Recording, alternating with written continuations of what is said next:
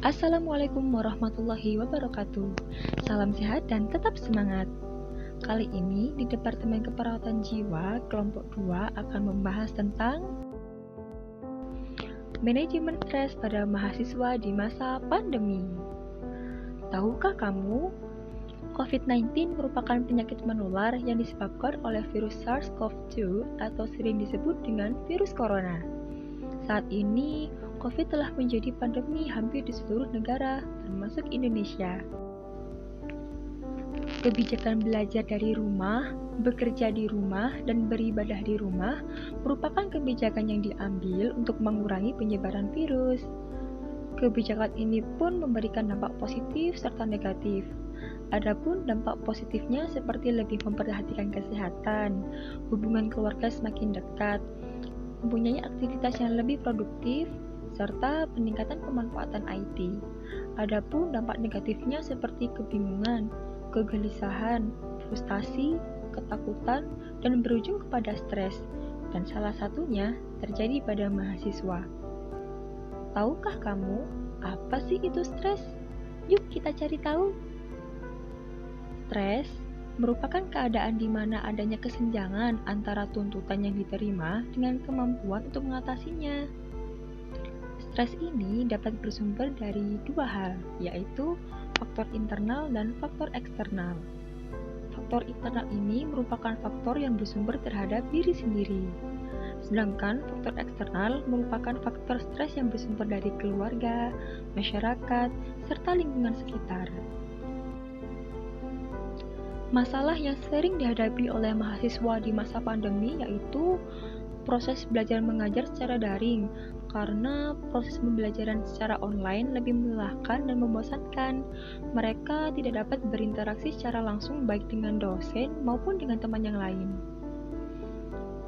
Bagaimana ya tahapan stres itu terjadi? Yang pertama, ketika stres itu muncul, kita merespon dengan munculnya dengan semangat yang berlebihan. Kita semangat tuh untuk mengatasi stres tersebut. Kemudian tahap yang kedua yang muncul, karena kita terlalu bersemangat, maka kita akan mengalami keluhan fisik, seperti merasa lelah dan capek, karena energi kita terkuras di tahap pertama.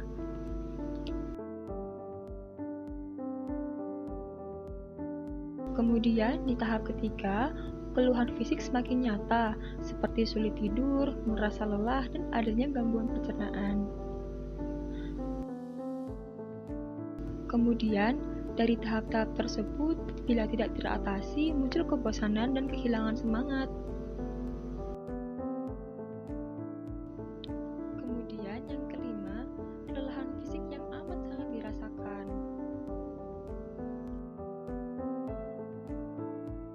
Dan bila 5 hal tadi tidak teratasi dengan baik, maka akan muncul rasa panik yang berlebihan. Solusi untuk mengelola stres dengan baik yaitu yang pertama, kita berbagi cerita dengan orang lain. Karena pandemi, kita berbagi cerita via online ya. Makan asupan makanan yang bergizi. Kemudian, pastikan pola tidur yang baik dan berkualitas.